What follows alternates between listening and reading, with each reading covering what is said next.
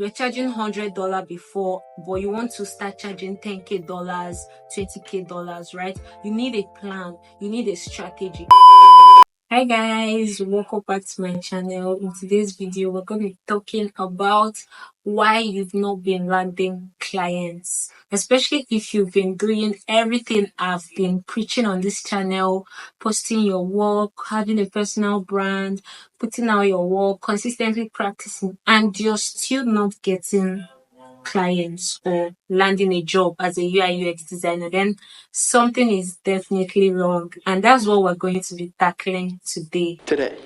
Number one reason why you're not getting clients as a UX designer is because you lack strategy. You're good with prototyping, you understand business goals, you know all those things, you're very competent, you know your stuff, right?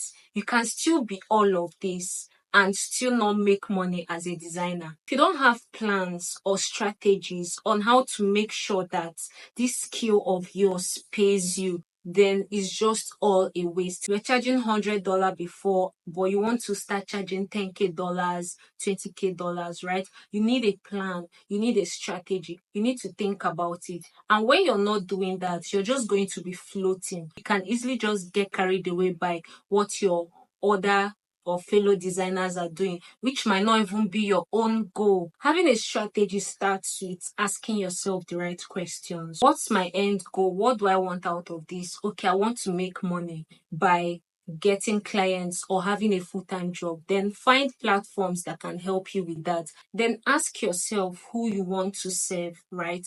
Figure out the kind of clients you want to work for or the kind of company you want to work for. Design similar products so that when the time is right or when they see it, it's going to make them hire you because you're doing something similar to what they want you to solve. Then you figure out what you want to be known for. This helps you stand out and be the go-to person for that particular problem. The second reason why you're probably not getting leads as a designer, right, is because you're designing for applause. Yes, peer applause, precisely. I feel like this is a very dangerous place to be, and honestly, it's very, very easy for we designers to fall into that trap. Everybody wants their design to be validated, especially on social platforms.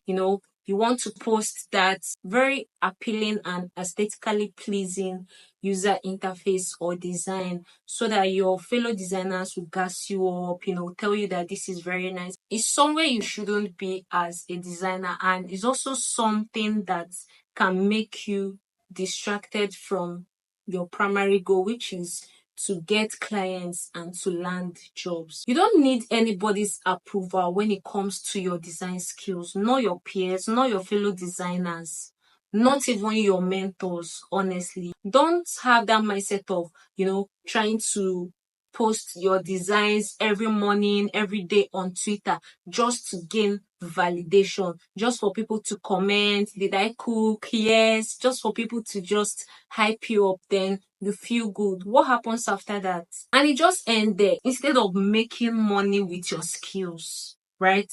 Instead of focusing on, okay, how do I present this in a better way to attract clients? How do I design screens and interfaces that can solve problems? Because let me tell you the honest truth, to your peers, being a skillful designer is just about designing beautiful UI. Oh my God, the shape, the animations, and very impractical. But to employers and recruiters and, your clients that you want to attract is way beyond that. You don't have to think like everybody else. You don't have to design like everybody else. You don't have to follow everybody else's path.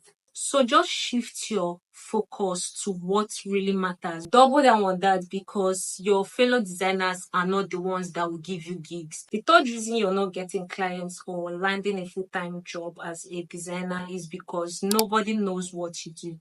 People don't know what to hire you for. It's either you don't talk about what you do or post your work online, or you do have a social media, but you can't stick to one skill. So people are confused. What the hell are you talking about? or you're not active on platforms where recruiters and clients are looking. Or today you're a UX designer, tomorrow you're a data analyst, next tomorrow you're a software engineer, or you're mixing up your professional socials by posting unprofessional and way unrelated things. The only way people can hire you is when you consistently do or talk about the same thing every day. When you're just a designer, you're not doing data analyst in 2 days time, you're not doing or posting about cybersecurity, you're not posting about software engineering. That is the only way people can get to trust you and be like, okay, this is what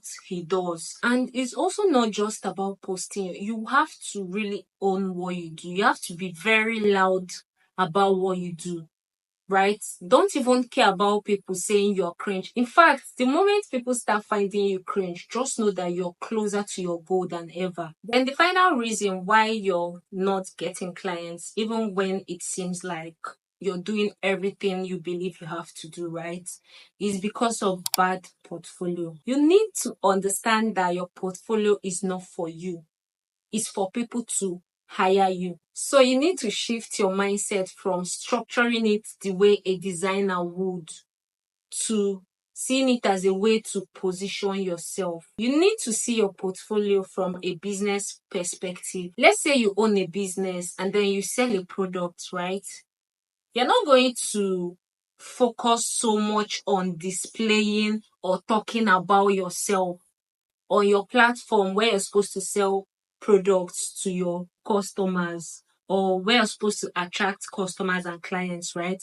You're not going to focus way too much on irrelevant things that would not make people buy from you. So relate it to your portfolio, right?